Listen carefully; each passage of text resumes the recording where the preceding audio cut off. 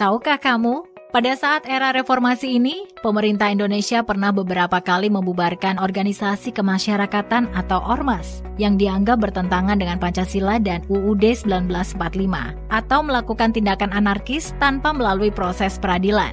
Misalnya, Hizbut Tahrir Indonesia atau HTI dan Front Pembela Islam atau FPI. Aksi pemerintah dalam membubarkan ormas ini tak lepas dari ketentuan Undang-Undang Ormas yang sudah berlaku pada zaman Orde Baru. Pembubaran tersebut tentu saja tidak sesuai dengan prinsip kebebasan berserikat, berkumpul, dan mengeluarkan pendapat yang dijamin oleh UUD 1945.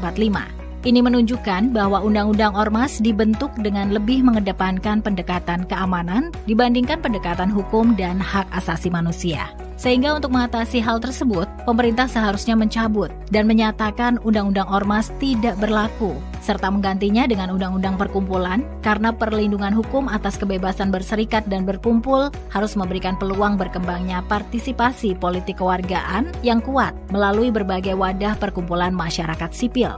Di samping mengganti Undang-Undang Ormas dengan Undang-Undang Perkumpulan, pemerintah juga harus menyatakan bahwa Statsblad 1870 nomor 64 tentang perkumpulan-perkumpulan berbadan hukum tidak berlaku lagi karena aturan tersebut sudah tidak sesuai dengan perkembangan di Indonesia.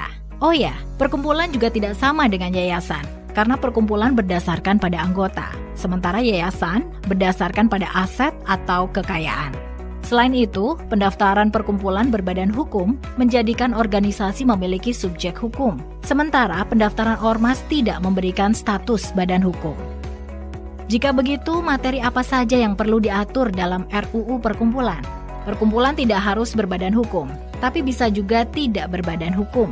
Selama tujuan pendiriannya dalam rangka mewujudkan cita-cita para anggotanya, sebagaimana yang tercantum dalam anggaran dasar, perkumpulan tidak berbadan hukum ini tidak dapat melakukan perbuatan hukum, tetapi haknya untuk berserikat dan berkumpul dilindungi oleh UUD 1945. Lingkup tujuan perkumpulan tidak terbatas pada bidang sosial, keagamaan, kemanusiaan, bantuan hukum, pendidikan, kesehatan, profesi, hobi, pembelaan hak-hak dan hukum, lingkungan, anti korupsi, ekonomi, seni, dan budaya.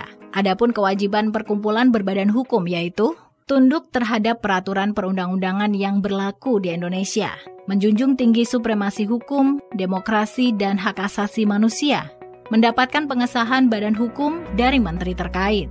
Sementara hak yang diperoleh yaitu mendapat perlakuan yang sama, sederajat, dan adil dari negara, mengatur rumah tangga perkumpulan secara mandiri, memiliki harta kekayaan untuk melaksanakan kegiatan perkumpulan, melakukan perbuatan hukum seperti mengajukan gugatan sebagai pihak dalam perjanjian, jual beli, dan sebagainya. Perkumpulan berbadan hukum dapat didirikan oleh perorangan, badan hukum, dan atau gabungan antara perorangan dan badan hukum. Anggota perkumpulan pun bisa merupakan perorangan, badan hukum, dan atau gabungan antara perorangan dan badan hukum. Di dalam perkumpulan, badan pengurus atau disebut dengan nama lainnya bertanggung jawab penuh kepada rapat umum anggota atau RUA, serta paling sedikit terdiri atas 1 orang ketua, 1 orang sekretaris, dan 1 orang anggota.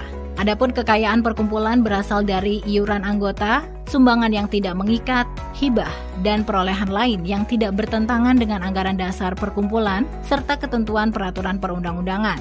Kekayaan yang didapat tersebut digunakan untuk melaksanakan kegiatan guna mewujudkan maksud dan tujuan perkumpulan. Mengenai aturan pembubaran perkumpulan tidak bisa dilakukan secara sepihak. Pembubaran hanya bisa dilakukan jika sudah melalui keputusan RUA. Jangka waktu berdiri yang telah ditetapkan dalam anggaran dasar telah berakhir dan berdasarkan putusan pengadilan yang telah mempunyai kekuatan hukum tetap. Jika perkumpulan melanggar aturan perundang-undangan, pengadilan negeri juga dapat membubarkan perkumpulan atas permohonan kejaksaan.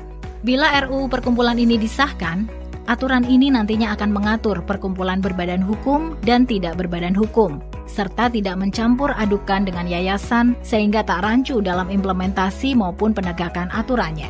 Selain itu, Undang-Undang Perkumpulan lebih mengedepankan pendekatan hukum dan HAM dibanding Undang-Undang Ormas, sehingga lebih menjamin perlindungan kebebasan berserikat dan berkumpul. Ayo, share video ini untuk turut mendesak pemerintah dan DPR RI agar segera membahas dan mengesahkan RUU Perkumpulan sebagai kerangka hukum yang tepat dalam pengaturan organisasi masyarakat sipil di Indonesia.